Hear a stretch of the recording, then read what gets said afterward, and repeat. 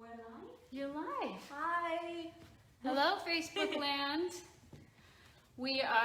Somebody had asked me to, a couple of people actually had asked me to jump on and go over some tips for next Saturday's arm balance workshop. So we were just cleaning up the studio here after our yoga body boot camp. So I wanted to hop on real quick and give you guys a couple of pointers for those of you who are joining. If you haven't signed up, it's not too late. So next Saturday at 11:30, we're going to do a 2-hour workshop, virtual workshop, so you can get involved from the comfort of your home.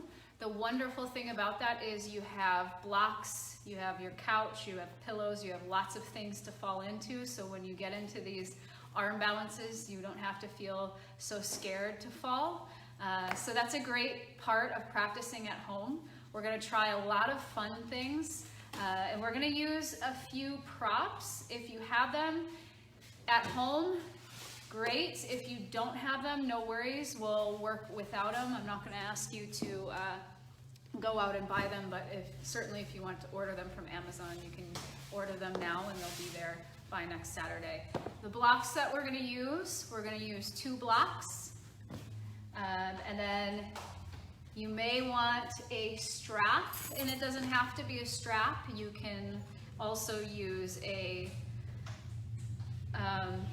tie if anybody in your family wears them. I know we don't have a single tie in our house, but you might have a whole lot of them and they might need a good use. So you can use a tie, you can use a strap, anything long and lean such as this for a couple of the variations. You're also going to want a space on a wall. So when you're starting to plan for your virtual workshop next Saturday, make sure that you clear out a space on your wall big enough. Like if you look behind me, that's a pretty good space right there, where you can kick up onto the wall.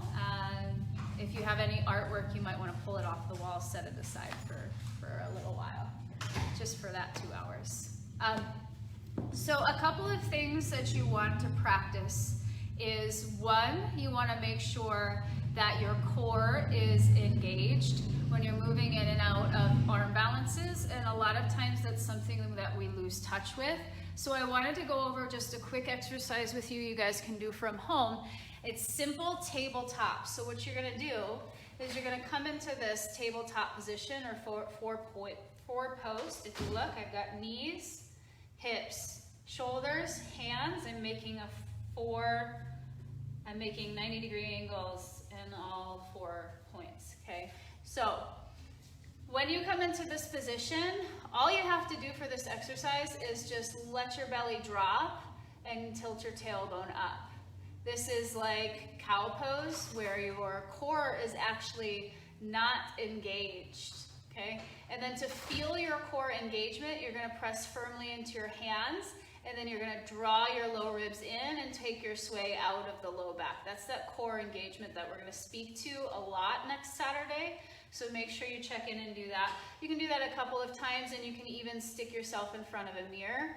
You disengage into your cow pose, and then you re-engage back to that neutral spine. Again, you would disengage, make the sway in the low back, re-engage, draw your low ribs in, take the sway out of the low back. So if you notice, from the tail to the crown of my head, I'm making a straight, long line of energy. So practice that a few times and get to know what it feels like when you're holding yourself in that 4 points, the 4 points of contact. Once you get that down and you're strong here, you're noticing there's no more of the sway in your low back. You draw the low ribs in and the core is engaged.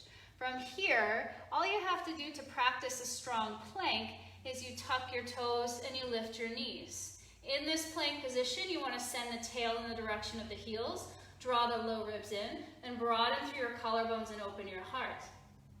Practice that. So the core, the plank pose is going to build up the core strength around the midsection of the body, the transverse abdominis. The TVA, the transverse abdominis, is our corset muscle. It helps hold all of the contents in the body, so all of your internal organs, and it helps stabilize us when we begin to transfer the weight into our arms. So play with that. Play with your plank pose. Once you feel like you've got that, you can take a little sequence for you to practice over the next week. So you find your tabletop, you find your cow pose, you find your neutral spine from tabletop, hug your low ribs in, tuck your toes, lift your knees, and hold your plank. From your plank pose, walk your toes, your hips back, send your hips high, and find your down dog. Then from your down dog, it's that upside down V, right? So the hands press the earth away, you curl your tailbone high and melt your chest closer to your thighs. Then from there, you're just gonna bring your forearms down to the floor in your dolphin pose. Okay? In your dolphin pose, and we'll go over this more next Saturday, but in the dolphin pose, what you really wanna do is work on actively drawing your elbows inward, so they're not out here, they're here. And what this does is it turns on serratus anterior. Serratus anterior helps stabilize the shoulder, the scapula on the spine, and it helps us to draw the scapula down and back so that we can grip and hold our forearms on the ground, such as this, okay? So that's gonna help prep the shoulders as we begin to transfer the weight into the arms, okay? So again, we have tabletop, cow pose to disengage, draw the low ribs into your neutral spine to feel that core engagement, then you tuck the toes and lift the knees, then you press the hips back for your down dog. From there, you practice bringing your forearms to the floor for dolphin pose. And then you can hold. When you've had enough, drop to your knees and sink your hips to your heels. Take your child's pose.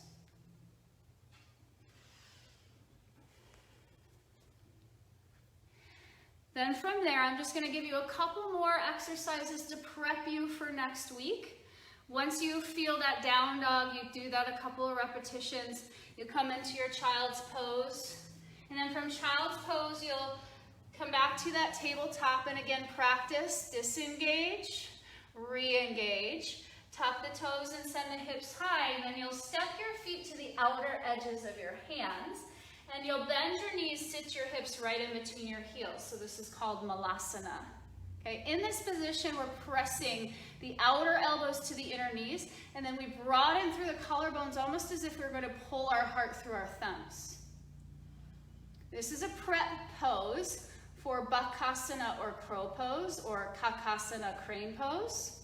Okay, so what you do for this position, Kakasana crow pose is a really great way to start your arm balance practice. It's one of those that ease your way into it, and for next week, we're gonna play with blocks and pillows and things so that you can allow yourself to shift forward a little bit more into this. But the prep for this, all you have to do from Malasana is to lift your hips. I like to put the elbows on the knees and engage round through the upper body, and then soften the belly and pull back on the elbows. Then again, round, think cat pose, then soften and look up, think cow pose, and then find that neutral space. Then from here, elbows right on top of the knees. We gaze forward. We put the hands on the floor and shift the body weight forward till the heels lift. That's as far as you need to go. Just practice this action. Hands to the floor, knees to the triceps. Gaze forward, shift forward. Rock it back. Hands to the ground, knees to the triceps. Gaze forward, shift forward. And then you play until those toes start to leave the earth. Rock it back. Shift forward, gaze forward. So practice that a little bit over the next week. Put the pillows right in front of your face because if this is the first time you've ever practiced crow pose or crane pose, whichever way you're going, straight armed or bent elbows, there's a chance that you're going to roll forward, and that's completely fine. In fact, yoga is all about falling. The more we allow ourselves to fall, the more we realize that falling isn't all that bad. We get back up and we try it again. So Feel free to play. Get into that space of discomfort. Allow yourself to shift into fear and then pull away and then shift a little bit further and pull away. Last thing I want to share with you guys today that we will cover a little bit more next week. Again, using the blocks. So I'll show you our little flow. We started here in our tabletop, okay? Straight line from the tail to the head. We disengage in cow pose and let the belly spill down. Then we re-engage, draw the low ribs in, make that straight long spine. From here we tuck the toes, lift the knees and come into plank. Tail towards the heels and the low ribs draw in. Then we slide the hips back and find downward facing dog. From there we draw the elbows in and bring the forearms to the floor for dolphin pose. We hold.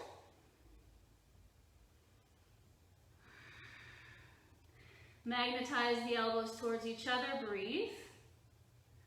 And we drop the knees, sink the hips back, child's pose.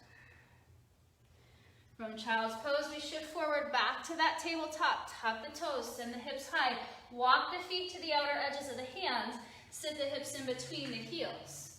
Come into Malasana, get the stretch in the hips.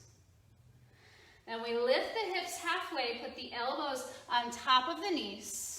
Draw the elbows back and pull the heart towards the thumbs. So you think cow pose again. Then we press the knees into the elbows and puff up behind your shoulders. Think cat pose. Again, pull the heart through the thumbs. Press down to lift up. Then find the neutral space, the point in between those two spaces. Elbows in front of the knees. Push elbows into the knees and put your hands on the floor. Gaze forward, shift forward, rock it back. Gaze forward, shift forward, rock it back. And each time you do that, you get a little more daring. Till maybe, toes lift, heels lift. Then from there, you're gonna sit on your seats.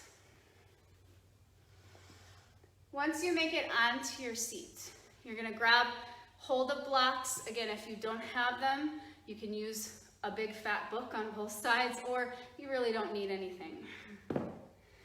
For me, I have long arms, so it's easier for me if I don't have blocks, but you can play with it just to see. So what you're gonna do is you're gonna take your blocks if you have them, or books if you have them, put them by your hips, then you're gonna cross your legs and pull your knees into your chest.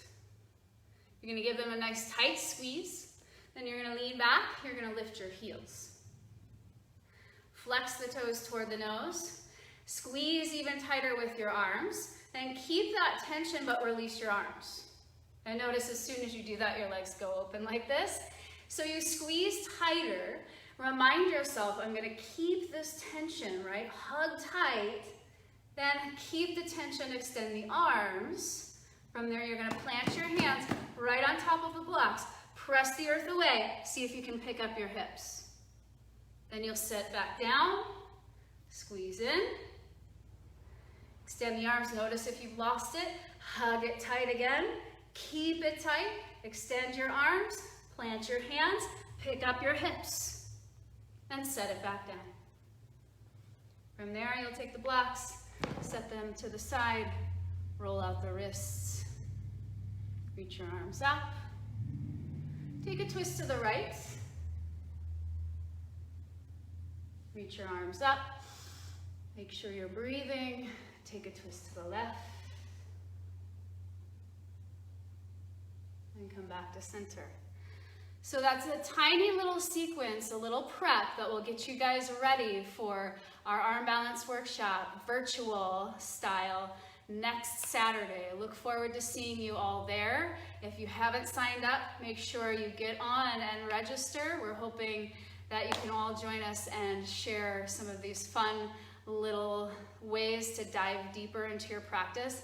I'm going to share some of my most favorite transitions with you guys. So not only will we go over the techniques and the ins and outs of some of these arm balances, we're also going to get into the transitions from one to the next. So if you have experience and you want to play with some new transitions to add a little spice and creativity, since it's Creativity Month at Torch Yoga, make sure to sign up because you don't want to miss this. All right, guys, we'll see you next Saturday virtually for our arm balance workshop. Have a great weekend, guys. See you soon.